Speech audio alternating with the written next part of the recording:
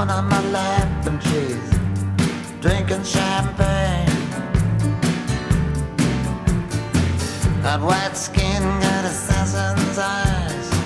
I'm looking up into the sapphire tinted skies. I'm well dressed, waiting on the last train.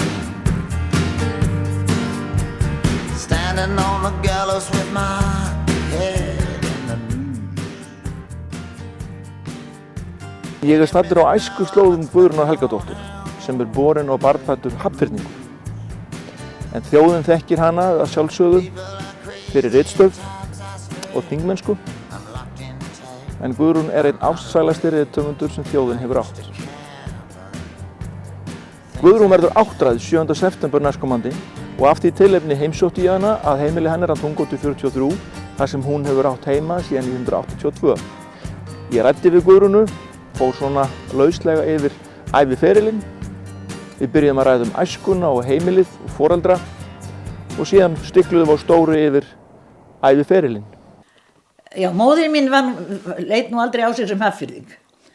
Mamma var fædd 1913 og hún hefur verið svona 4-5 ára þegar þau flytja til Hafnarfjarðar. Og afi fer þá að vinna á Vífilsstöðum og vann það sem eftir var ævinar þar. Hann var góður smiður hann afi og vann alltaf á smíðaverkstæðin á Vífilsstöðum. Og þau kaupa þetta litla hús á Jófræðarstaði við 7 og við hlógum alltaf að því systkini því það var alltaf að tala áður en húsið var stækkað. Af því okkur fannst nú ekki að hafa verið hægt að hafa það minna en það var en það var nú samt búið að stækka það. Og það var líka fórst í því það var settur ris á það. En þetta hafa verið svona 30 fermetrar hvor hæð og þarna vorum við sko flest 14 manns í húsinu. Því að afi og amma bjuggu alltaf í húsinu líka. Svo þetta var nú við systkinin 10 og mamma og pabbi. Og þú elst? Og ég elst af þessu, já. Og Þannig að þú fengið að kynast barnauppeldi? Nei, sko, mér fannst nú þegar ég eignaðist frumburð minn að ég væri bara að eignast mitt 10. barn eiginlega. Því ég var búin að vera með börn á hælunum allt mitt líf. En pabbi þinn var lítið heima, hann var alltaf á sjó? Pabbi var bara alltaf á sjó og ég man eftir því ég var 19 ára gömul. Í fyrsta skipti sem hann pabbi var heima á jólunum. Það var ekkert verið að halda þeim í landi þó að vera að koma jól. Og hann var alltaf á skipunum Einars Þorgilssonar sem öll hétu Surprise og þróuðust bara gegnum árin en nafnið hélst alltaf. En þér fannst sjómannsstarfið ekki mikil smetið? Nei, það fannst mér ekki. Að vísu fékk pabbi einu sinni heiðursverðlaun sjómannadagsráðs og ég bara fannst mér að segja það svo sem ekki skiptaði nú voðalega miklu máli. Ég var bara svo vön því að sjómenn væri bara reynilega einskis metnir. Það var ekkert skárra en það. Og ég til dæmis man ekki eftir því að pabbi væri kvaddur með handabandi þegar hann var búinn að vera 54 ár á sjó og mestan part hjá þessu ágæta fyrirtæki og mér hefur gengið illa að fyrirgefa það í lífinu og Heldur að þín pólitíska vitund hafi byrjað þarna? Já, ég held það nú sko ég held nefnilega að ferðir mínar sem ég var send í á skrifstofu Ólafs Einarssonar sem var sonur Einars Þorgilssonar og stjórnaði skrifstofu fyrirtækisins í húsinu þar sem Einarsbúð enn þann dag í dag og ég ætlaði aldrei að ná upp á afgreiðsluborðið, það var svo hátt en ég var alltaf send til að sækja peninga en það vildi náttúrulega svo til að fyrirtækið rak verslun á neðri hæð húsins og þar vorum við náttúrulega bara í reikningi og það var afskaplega oft sem að það var ekki króna eftir af laununum hans pappa og mér gekk afar illa að skilja þetta. Og ég man þetta olli mér alltaf reiði og ég skildi ekki af hverju þetta fólk og Einar Þorgilsson og allt fólkið í kringum hann átti nú held ég 10 eða 12 börn að af hverju þau gáttu lifað í sús og dús en við áttum aldrei peninga. En þetta var náttúrulega Þarna var náttúrulega svona alvöru stéttaskipting sko. Mér sagt að börn Einars Þorgeirssonar hafi verið fermt sérstaklega í þjóðkirkjunni í Hafnarfirði. Þau voru ekki fermt með hinum börnunum. Þannig að það var svo, fólk var alltaf sínum stað í den tíð. En þú fórst í kaþólskan skóla? Já, sko, mamma nefnilega, hún var, svolítið skrítin mamma, hún lét ekkert beygja sig, henni fannst bara það alveg sjálfsagt. Ég held ég hafi verið svona svolítið, ef ég á að segja eins og svona fljót þroska krakki. Ég var óskaplega fljót læs, ég man ekkert eftir mér ólæsri. Satt að segja, ég man bara ekki eftir mér ólæsri. Og hún sá kannski í mér eitthvað sem að hefði geta orðið meira úr en henni sjálfri. Þetta nú algeng veiki foreldra. Því að amma mín blessunin sem bjó nú með okkur, hún leyndi því nú aldrei að henni fannst mamma mín hafa gifst svo lítið niður fyrir sig. Mamma var afskaplega falleg kona, hún var það alla tíð og átti mikið af vombiðlum og meira sig úr hinnum æðri stéttum, svo ömmu fannst hún ekkert endilega að hafa valið rétt. En pabbi var nefnilega voða sætur líka, svo ég held nú að hvað sem áttu nú að segja annars þau, að það voru þau ógulega skotin hvort í öðru. Og það dugar nú sumum bara til sæmilegs hjónabands. Skólinn var nú nálægt heimili ykkar? Skólinn var þarna rétt fyrir neðan, já. Og ég held nú mamma hafi bara viljað að ég lærði svona góða siði og hérna það, ég held ég hafi gert það líka. Ég afskaplega þakklátt fyrir veru mína í Sankti Jósefsskóla. Og þú ert alveg harð ákveðin í því unga ganga menntalegin og ferð svo í menntaskólann í Reykjavík? Ég get nú alls ekki sagt að ég hafi verið búin að ákveða það. Sko, minn metnaður lá nú reyndar dálítið annars staðar þegar ég var stelpa. Sko, mér langaði miklu meira. Ég ætlaði þess að segja að verða leikkona og jafnvel bara fræg. Og þá ætlaði ég gjarnan að verða óskaplega rík. Og almáttu hvað ég ætlaði að vera góð við alla og gefa öllum mikið. Þannig að þetta var svona blóma skeið Hollywood. Og hérna, en það kom bara dálítið babb í bátinn með þannan karriér minn. Ég var svo askoti lítil alltaf.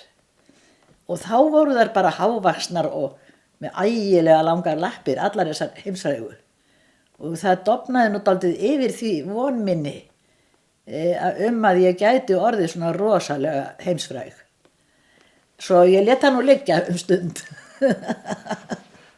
MR duga. Já, það var nú dálítið saga að segja frá því. Sko, mér hefur alltaf einhvern veginn lánast að hitta svo gott fólk. Ég fór náttúrulega í Flensborg eins og allir hafnfirðingar. Þar var þessi dásemdarkennari sem var doktor Bjarni Aðalbjarnason. Og þeim manni á ég náttúrulega meira að þakka en flestum öðrum. Hann tók miklu, ég myndi segja bara ekki ástfóstri, það var ekkert.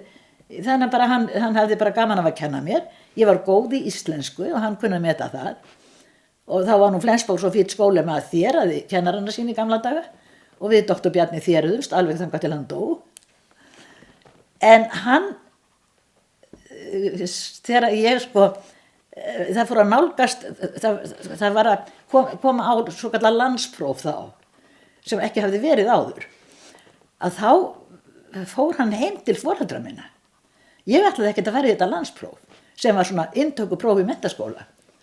Af því mér fannst ég bara þurfa að fara að vinna fyrir peningum og hjálpa til á heimilinu.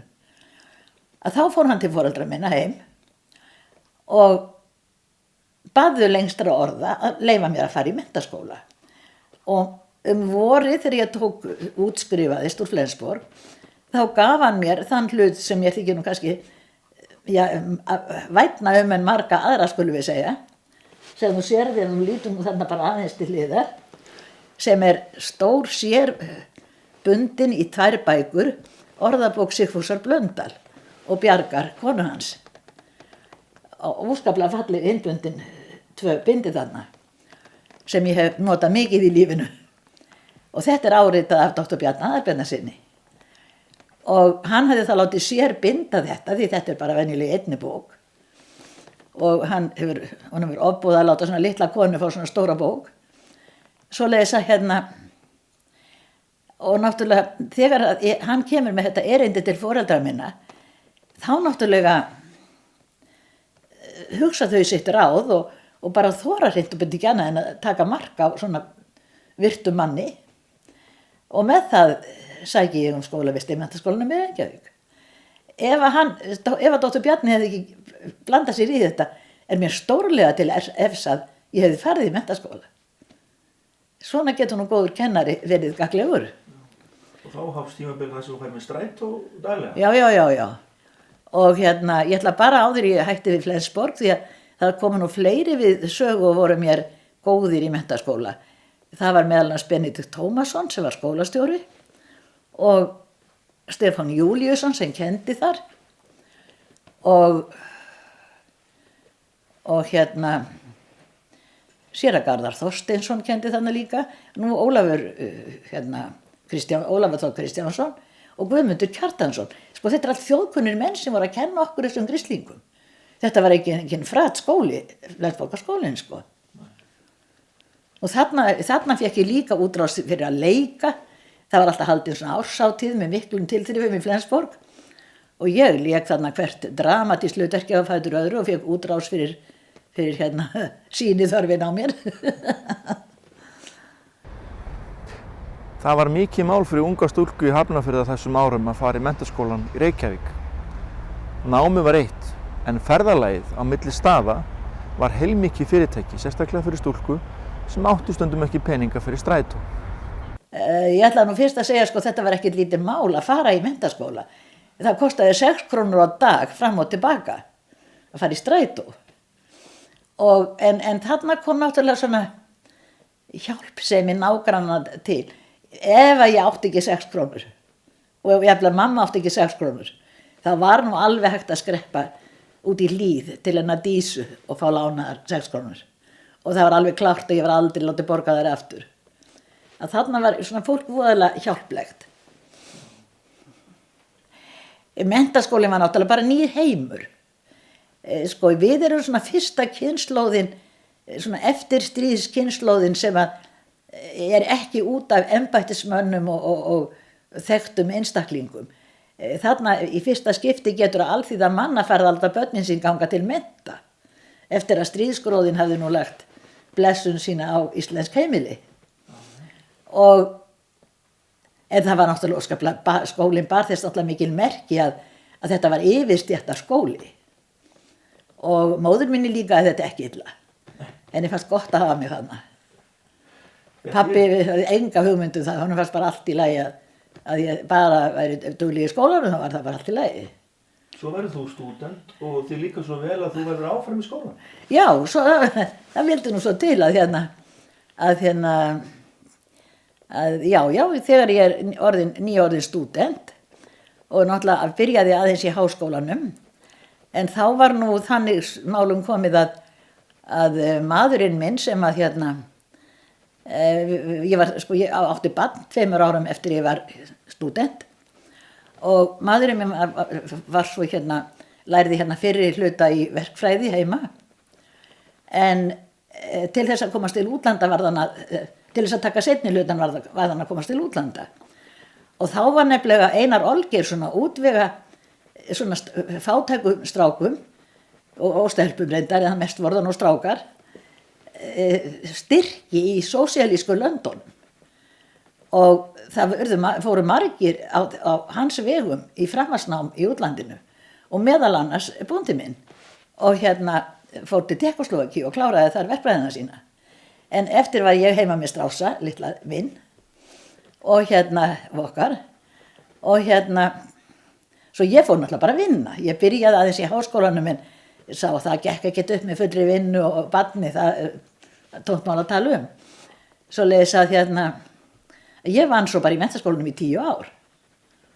Og þetta svo sem hefur aldrei ángrað mig neitt.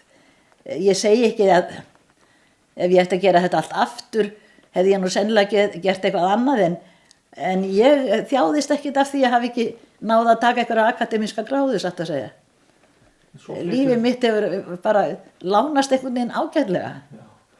En svo skiptur starf 10 ára síðan?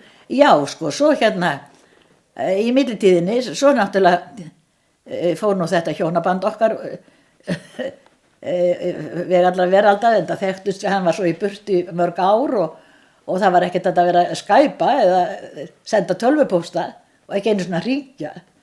Svoleiðis að þetta var áttu enga von og hérna, nú svo liði nú bara árin og ég bjóði bara ein með mitt barn. Nú en svo kynntist ég nú öðrum manni og giftist honum og við fórum svo til Edinborgar í Skotlandi þar sem hann fór í framhaldsnám og þá fór ég með barnið sem við áttum saman þá. Og hérna, nú þegar ég kom svo heim, þá var ég nú bara heima með, þá fór ég nú að hlaða niður börnum því að við eignuðumst 3 börn með tiltölulega litlum stuttum millibili. Og ég segi alltaf þessi 5 ár sem ég var heimahúsmóður eru ykkur albestu ár ævi minnar. Já. Og hérna, en hvað það, að þá náttúrulega sagði ég bara starfið mér lausu í menntaskólanum. En svo hérna, hvað á ég að segja, það var 72. Við komum heim 69. Já, ég hef ekki verið heimanum í 3 ár, hvað það. Og hérna, þá hringir ég mig Magnús Kjartansson. Ég hafði endar verið að skrifa svolítið í Þjóðviljann og þá var hann ritstjóri og svona aðeins að fara í Keflavíkurgöngur og var svona svolítið var með félagi í Alþýðubandalaginu. Að þá hringir Magnús í mig í daginn og segir að það var hann heilbrigðisráðherra og segir við mig, hann langi svo til þess að taka svolítið til í Tryggingastofnun ríkisins. Sér finnist allt vera voðalega erfitt þar einhvern veginn, fólki ekki auðveldur aðgangur að bara því sem að það þurfti að fá afgreitt og svo framvegis og hann ætlar að stofna þar nýja deild sem hann kallaði félagsmála og upplýsingadeild og hann spyr mér hvort að ég veri ekki til í að stjórna þessari deild og mér fannst þetta nú svona svolítið eitthvað sem ég gæti haft mjög gaman af, ég var alltaf voðalega gaman af að gera eitthvað fyrir fólk, það bara svoleiðis. Og hérna, nú skaltu alveg halda þér, ef þetta var nú ekki pólitísk veiting, þá veit ég ekki hvað. Svo sannarlega var það, en það kom sannarlega vel á vondan, því að þegar ég kom inn í Tryggingastofnun var ég ábyggilega eina manneskjan sem hafði ekki verið krati. Því þetta var alveg sólíkt alþýðuflokks fólk sem vann í Tryggingastofnun ríkisins. En það var þó allavega komin ný sort. Nema það, að þarna átti ég önnur alveg indælis ár. Og ekki síst var ég nú einstaklega heppin að fá alveg frábæra starfsmann og við vorum nú eiginlega bara 2 lengst af. Kristín Jónsdóttir, þroskaþjálfi, sem var mér algjörlega ómetanleg. Og við bara rákum þess að deildan miklu myndarskap, umturnuðum allri bara allri aðsókn að stofnuninni, prentuðum ný eyðublöð og ég man meira að segja að það var ekkert lítið að finna út hvaðan bætur gengu með öðrum bótum, hvað færi saman. Svo ég man að ég bjó til mikla krosskátu sem var bara á einu blaði, eða einu skilti, þar sem var þetta bara gangu skuggum það á engri stund. Og ég verð að segja þér það, síðan við töluðum saman síðast, var eitthvað viðtal við mig í útvarpinu, núna bara rétt á dögunum. Og þá hringir í mig læknir í bænum. Og mikið óskaplega þótti mér vænt það. Hann minntist þess með eilífu þakklæti að hann hefði verið að vinna upp á Reykjalundi. Hann hefði verið að vinna á Reykjalundi og þar voru svona alltaf félagsmál mikið að vefjast fyrir fólki þegar það var að útskrifa sjúklinga og erfitt að finna út hvað bæri að sækja og hann minntist þess að með eilífu þakklæti að þessi krossgáta mín hefði komið að ómældu gagni og ég var nú satt sér búin að gleyma henni og það gladdi mig að heyra allt í henni bara einhver maður og ekki ómerkari maður en hann skildi bara muna eftir þessu en hvað það að já, ég verð að játa það að ég það var haft orð á því að það væri gott að leita til mín í Tryggingastofnun og ég held að ég geti með sanni sagt að það hefði verið alveg hrós við hæfi, satt best að segja. Svoleiðis að þá kemur nú að því sem þú varst að spyrja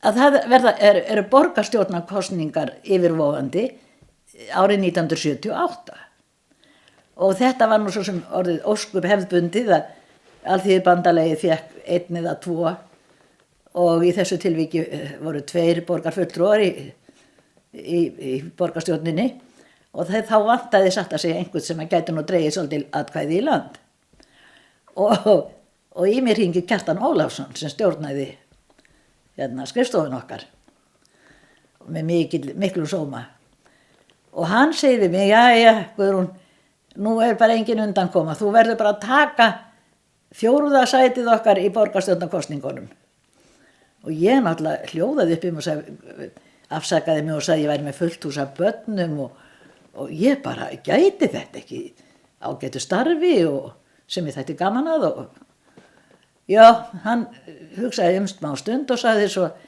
já félagi, ég vissi að þú myndir ekki bregðast og þar með var ég komin í 4. sætið til borgarstjórnarkosninga nema það að það byrjar hér ekkert bara já, ég veit ekki hvað ég var að segja fór bara einhver skriða á stað ég held að það verið myndað mér í öðru hverju glugga í íbúðarhúsum borgarinnar nema það að við flugum inn með 5 manns frá því að hafa haft 2 og undir morgun heima í Skaftahlíð sátum við nokkur og þá kemur þar innundirnar Ingi Helgason fyrirverandi hæstaréttarlögmaður og segir, vitið þið hvað var að gerast? Og við vorum nú bara satt að segja, fá okkur smá rauðvínssopa og bara slappa af eftir þessi ósköp. Borgarstjórnin í Reykjavík fallin. Og það var náttúrulega bara gjörsamlega þögn í 10 mínútur. En það var tilfellið.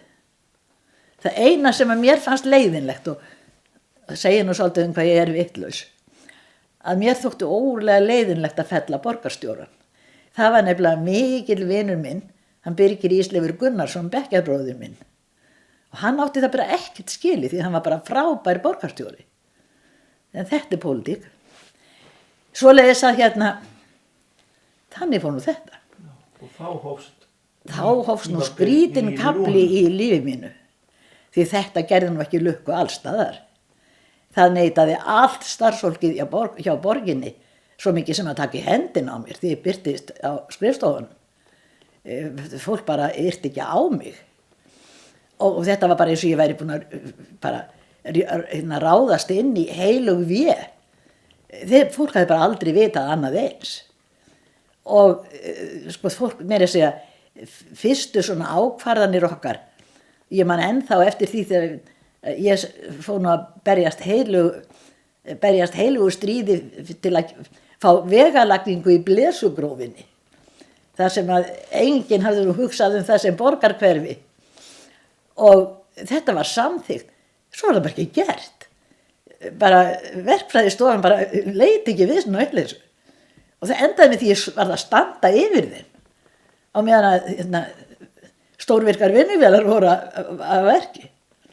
Svo eitthvað sé nú bara tekið sem dæmi. En þetta var alveg með ólíkindum sko. Sko þessi menn þeir áttu borgina og hvað vildi svona kvennsnift upp á dekk? Þetta var bara eins og guðspjöll. Hvernig fannst þér að spúla dekkin?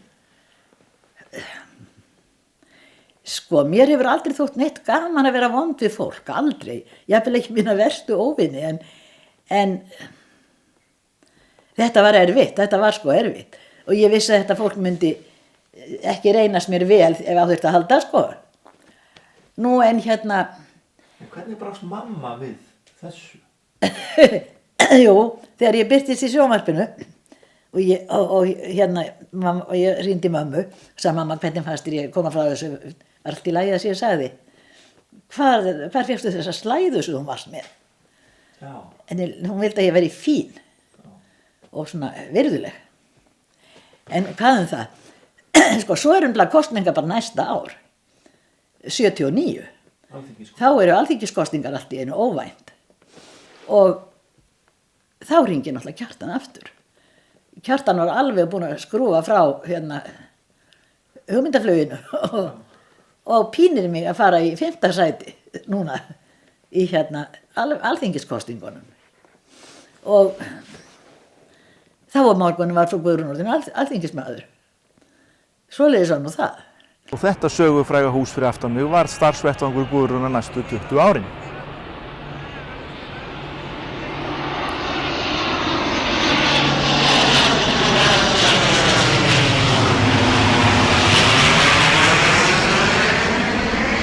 En ég segi nú alltaf að það kom ekki til af góðu.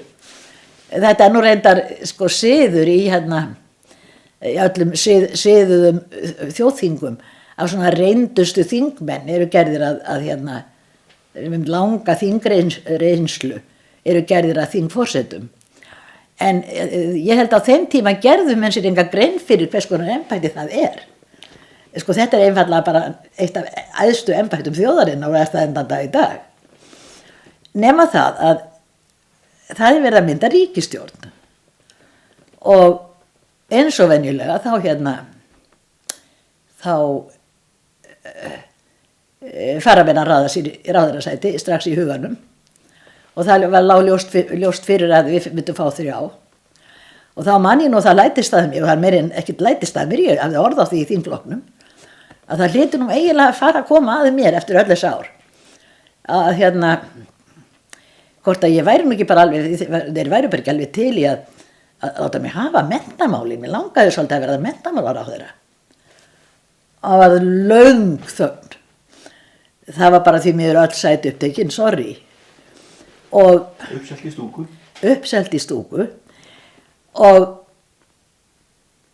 ég man að það kom einhver, það náttúrulega voru margir mjög hissa á þessu, og ég man að kom einhver fréttamaður og talaði mig hérna út í garði og spurði mig að þessu hvort ég er ekki ráðherra. Og þá sagði ég bara einfaldlega, mér langaði aldrei að fá menntamálaráðuneytið en það verður ekki. Og svo var það ekkert meira. En við höfum eitt snilling í þingflokknum sem heitir Ólafur Ragnar Grímsson og öllu stjórnaði. Og hann sá nú kannski einhvers staðar innra með sér að þetta var nú orðið dálítið gróft. Ég hafði nákvæmlega jafn langa þingreynslu og til dæmis Svavar Gestsson og við komum inn í sömu kosningum og sumir í þingflokkum hafðu reyndar miklu styttri reynslu. Svo Ólafur settist niður og fór að hugsa, lagðist undir feld. Kemur svo til mín og segir, gætir þú ekki hugsaður Gunna, en eini maðurinn á Íslandi sem kalla mig Gunnu, gætir þú ekki hugsaður Gunna að taka þér þingforsætið, gerast forseti sameinast þings?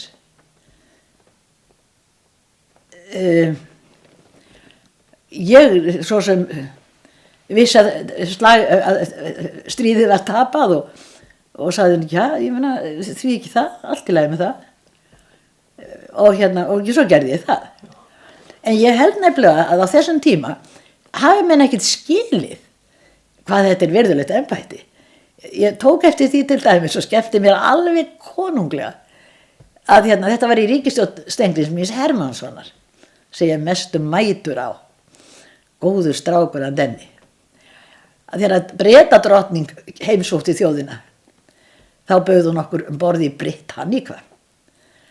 Og ég gleymi aldrei hvað Steingrímur var undrandi þegar ég var sett við hliðina á drottningunni, drottningunni og bara hertoginn hinum megin, en hann, forsætisráðherra þjóðarinnar, var bara í sætinu beint á móti hinum megin við borðið. Hann byrjaði bara ekki að skilja þetta. Hann kom furðulostið til mér og sagði, hvað, ert þú bara einhverju sérstaklega, bara innundir hjá þeim? En það var nefnilega, þeir voru dálítið tregir í þessu, hann og faðir hans. Það er fræg mynd til, ég verði að segja það frá henni, sem hann Vigfús Sigurgeirsson tók þegar Kristján X og dronning Alexandrína komu til Íslands. Þá var lagður rauður dregill frá skipinu upp á bryggjuna. Og það er til fræg mynd, þar sem Hermann, Vigfús Sigurgeirsson, tók þegar Kristján X og dronning Alexandrína komu til Íslands. Þá var lagður rauður dregill frá skipinu upp á bryggjuna. Og það er til fræg mynd, þar sem Hermann, Vigfús Sigurgeirsson, tók þegar Kristján X og dronning Alexandrína komu til Íslands. Þá var Hermann Jónasson, faðir Steingríms, arkar á miðjum dreglinum og sitt hvoru megin við hann ganga drottningin og kóngurinn. Og það var svolítið eins með hérna sonans að hann átti þessi aldrei alveg á hérna svona virðingarsætunum. Og ég hugsa stundum til hans Steingríms þegar að allt komið svona í klessu í þinginu. Að þá náttúrulega þingforseti oft í óskaplegum vandræðum. Og það sem að gerði þá var að kalla saman forsætisráðherra og þingflokksformenn og reyna að koma einhverju tauti við þessa menn svo að þetta væri hægt að semjum einhver niðurstöðu mála. Og þá var ekki verra að eiga hann Steingrím að, því að hann kom bara stundum og þá sko hann kunni aldrei svona stjórnmálamála Steingrímur og sagði heyriði krakkar, heyriði strákar, ég hef ekki fara að hætta þessu.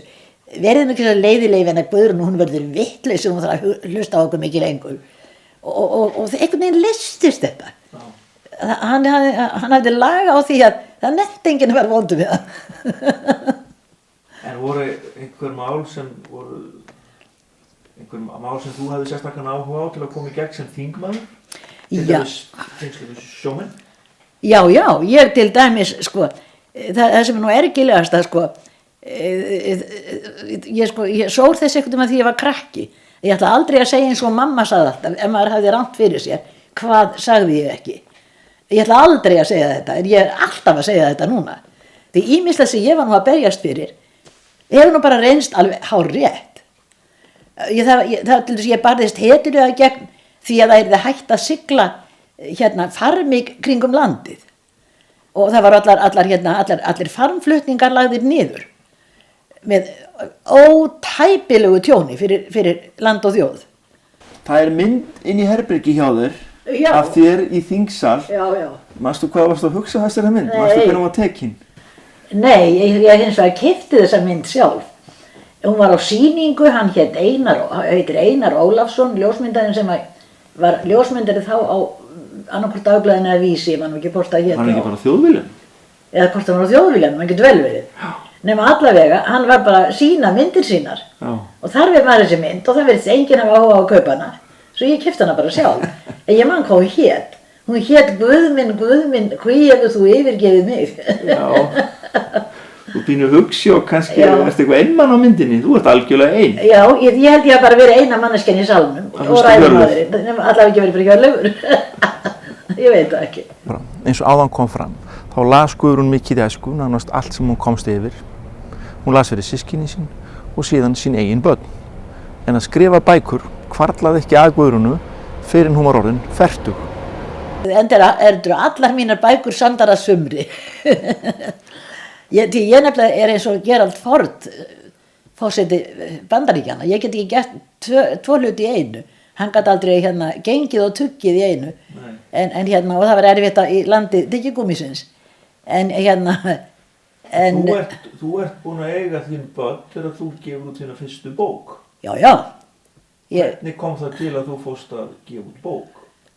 Já, það gerðist nú bara þannig eins og ég náttúrulega sagt svo oft frá að ég var auðvitað að lesa fyrir börnin mín á kvöldin eins og gengur og komið hauga bókum úr bókasöfnunum og þetta er upp úr 1970 og mér satt að segja ofbauð oft hvað var lítið lagt í þessar barnabækur.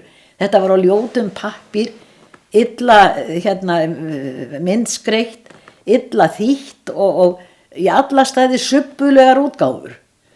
Það var náttúrulega ein bók í þessum sora sem voru náttúrulega bara íslenskar bækur en oppin af því sem blessu börnin voru að lesa var bara ræðilegur og svo ég fór að hugsa með mér því að eins og náttúrulega börn eru, þeim fannst alltaf gaman að láta lesa fyrir sig, hvaða rusl sem ég var að lesa. Svo ég fór að hugsa með mér, ég fyrir bara að segja börnunum sögur, það er eins gott að hvíla þau aðeins frá þessu. Og þannig verða þeir bræður til Jón Otti og Jón Bjarni og þeir eru bara í munnlegri geymd í fjölskyldur í svona ár og ég var bara samin ný saga af þeim á hverju kvöldi sko. Og svo kom náttúrulega því að börnin fór að leiðrétta mig og segja mamma þetta var ekkert svona þegar þú last þetta síðast. Og þá fór ég nú að hugsa hvernig væri nú bara að skrifa þetta niður. Þá get ég líka farið að láta bóndan lesa fyrir þau og hvíla mig á þessu. Og úr því var nú að ég settist við mína bróðir ritvél og setti saman, setti töluvert saman af þessu. Og þá skal ég segja þegar var hún Silja Aðalsteinsdóttir með barnatíma mótnana. Og hún var enda góð kunningjakona okkar hjóna. Og hún börnin hennar voru í afmæliboði hjá mér og þá fór ég að lesa fyrir krakkan eitthvað upp úr þessu. Og þau segja náttúrulega mömmu sinni, það var agalega sniðugt sem hún Guðrún var að lesa fyrir okkur. Og Silja kom náttúrulega hlaupandi, vantaði eilíflega eitthvað efni. Nema það skipti engum tógum að hún biður að fá að láta lesa þetta upp í þáttinn sinn. Og þá náttúrulega setti ég sér nú niður og skrifaði þetta svo litli meiri alvöru, sko. En það sést ennþá svolítið á fyrstu bókinni að hún svona svolítið í köflum. En mér hefur nú tekist nokkuð að leyna því, sko. En nú Silja lætur svo lesa þetta og ég man nú Steinunn Jóhannesdóttir las þetta mjög vel og fallega. Og ekki leið á löngu áður en í mig hringir Valdimar í Idunni Jóhannsson og spyr hvort að ég sé búin að skrifa ykkur að barnabók. Já, ég sagðist ekki geta neita því, heldur og leiði mér ekki að sjá hana, sagði hann. Og nú ég lofaði því, en tryggur sósíalisti sem ég nú var, þá hugsaði mér minni ég verð nú að sýna þeim í mál og menning hvað þetta fyrst. Ef að þeir skildu nú við að gefa þetta út. Og fór á vit Sigfúsar Daðasonar stórskálds og vinar mín, síðan mér segja þýtt fyrir hann eina bók. Og Sigfús hafði nú voða takmarkaðan áhuga á barnabókum. Svo hann lét mér nú bara fara með þetta.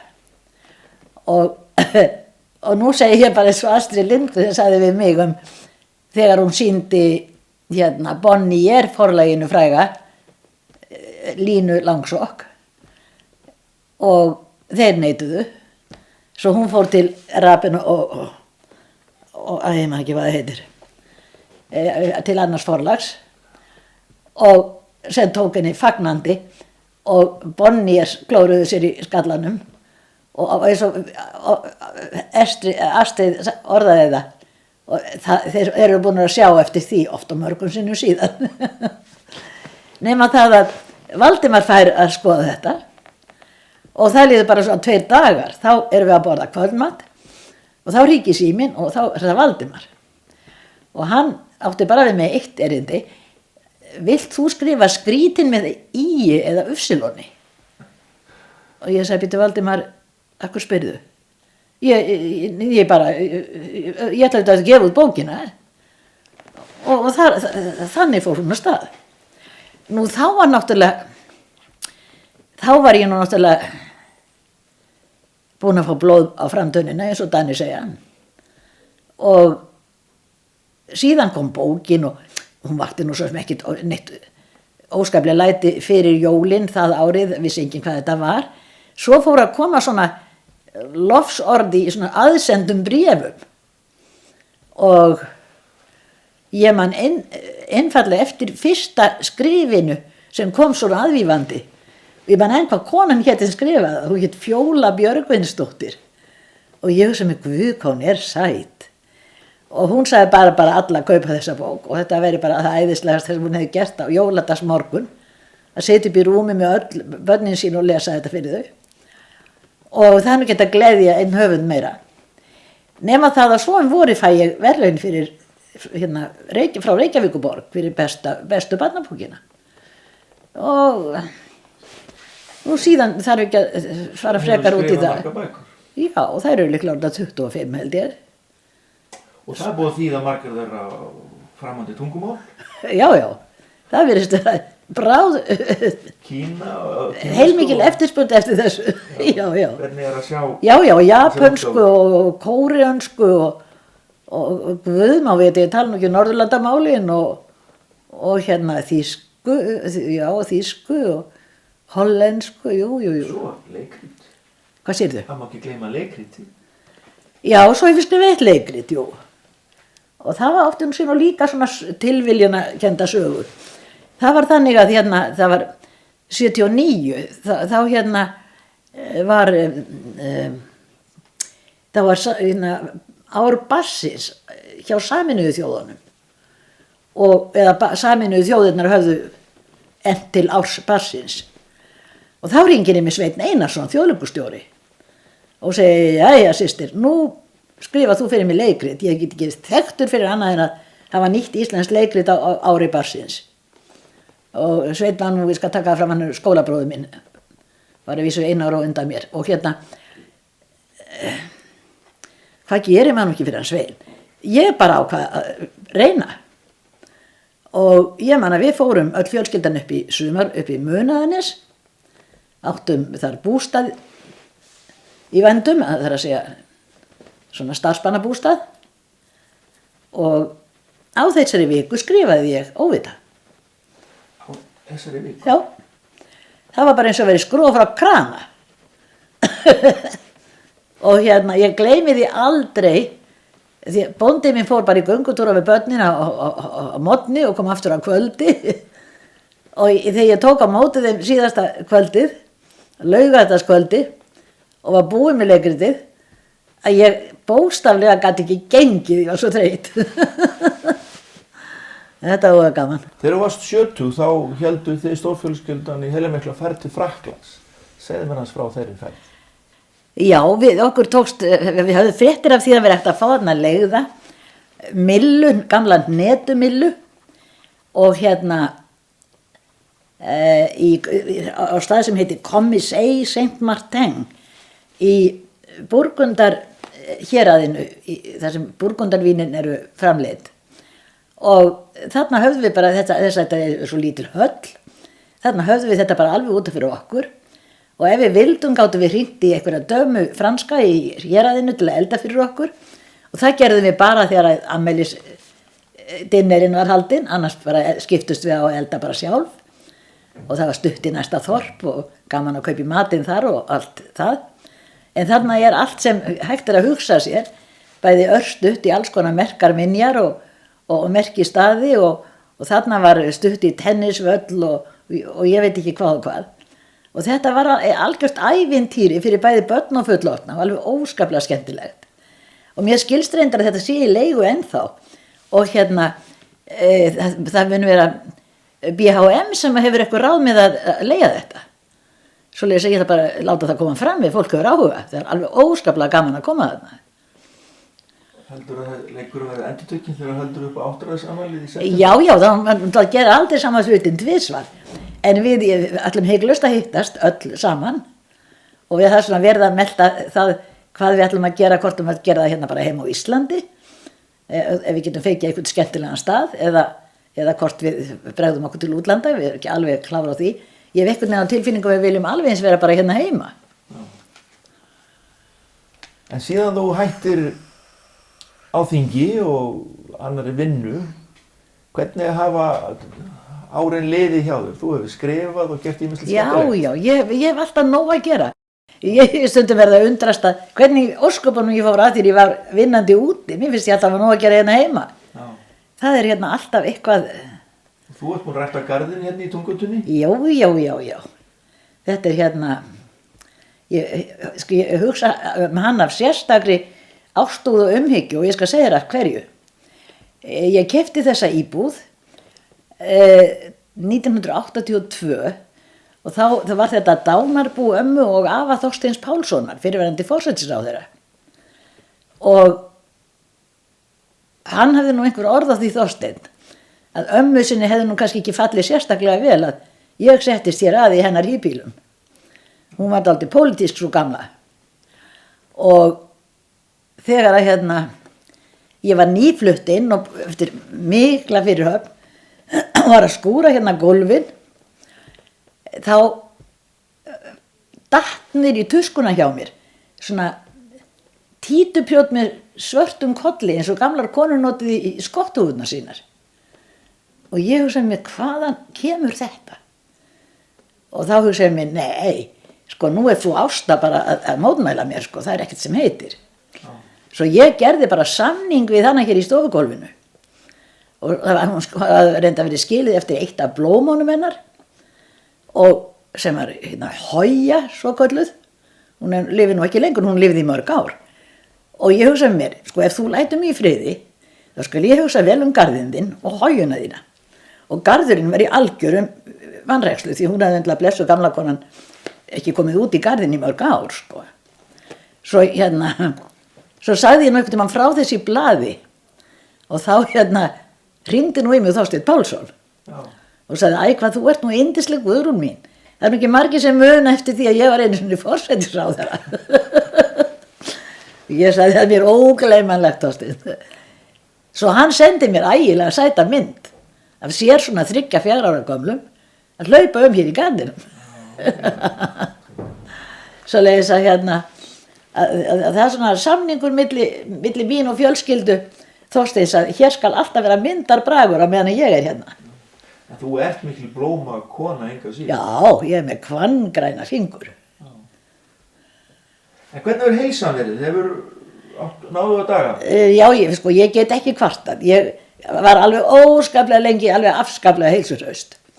Svo var ég nú fyrir smá óhappi. Ég braut bæði handlegg og fót, datt inn í tröppunum hjá mér og dimman vetrardag sem ég var að koma úr melabúðinni með drasli mitt og það kom mér illa, ég var lengi að ná mér og það hafði svona áhrif á ýmislegt annað og svo ég veist ekki alveg verið eins mikill heilsubelgur en ég þarf ekki að kvarta, nei.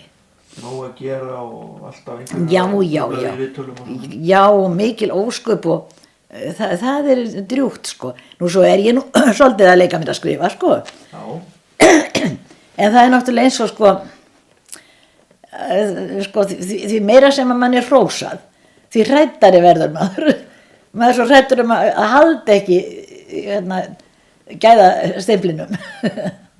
Svo lesa ég kannski svolítið ragari að senda frá mér en jú, ég skrifa þangað til ég og meðan ég get haldið rænunni sko. Já, segðu mér eitt. Svo leikjum við börnin mín og barnabörnin og allt þetta heiða ánægjulegasta. Og nóg af slíku?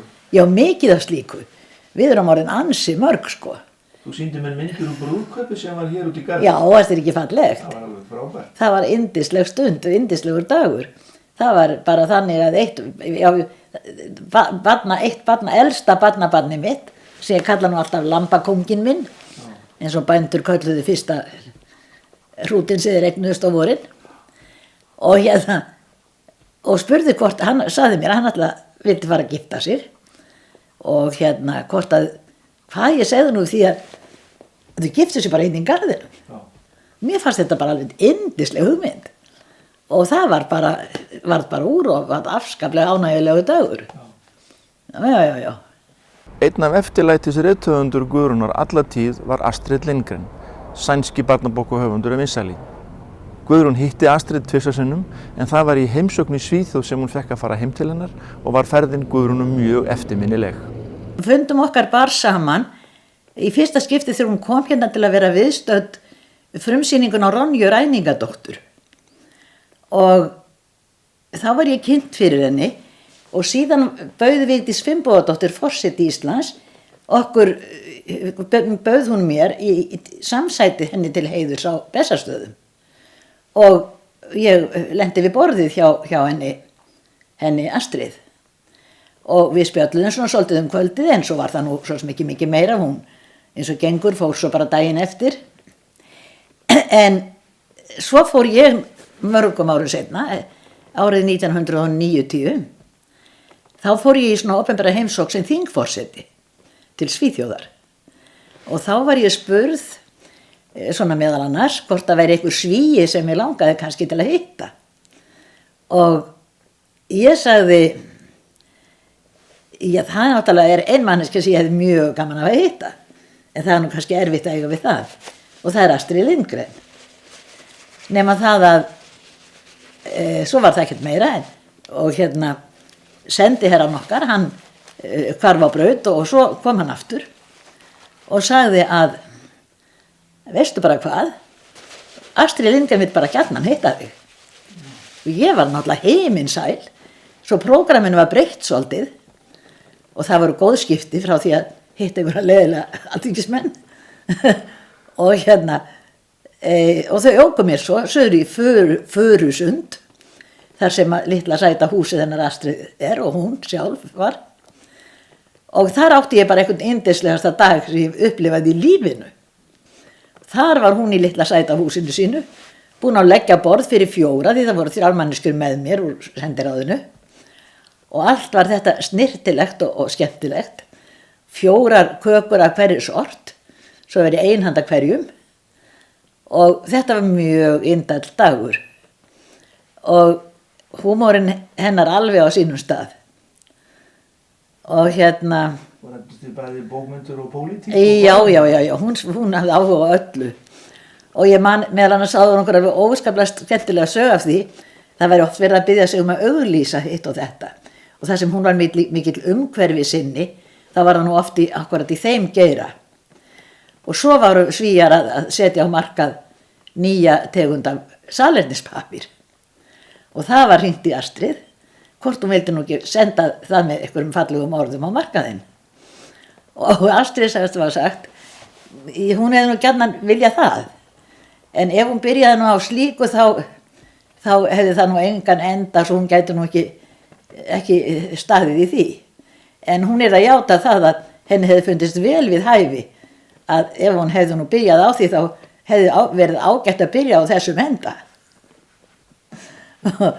Og hún var svo skemmtileg, svo þegar hún var nú orðin svolítið svona fótfúin þarna 1990 og við vorum búin að sitja út í garði lengi og horfa á Stenalæn ferjuna sigla inn fjörðinn, risastóra. Og þegar við vorum að fara upp tröppurnar upp í húsið hennar, þá tók ég svona undir handlegginn á henni því að við varst nú svona, hún vera svolítið óstyrk á fótunum og það var auðvitað í halaró eftir okkur allan daginn her af blaðamönnum, ljósmyndurum og nema það að í miðri tröppu snýr hún sér að mér og sagði, Lilla Gudrun, nú komum við kannski í týningana, nú lendum við kannski í blöðunum. Hún var yndisleg. Hún var ekkert óvön því. Nei, ekki beint. Sun in the sky, you know how I feel. Breeze drifting on by, you know how I feel. It's a new dawn, it's a new day. It's a new life for me, yeah. It's a new dawn, it's a new day. It's a new life for me.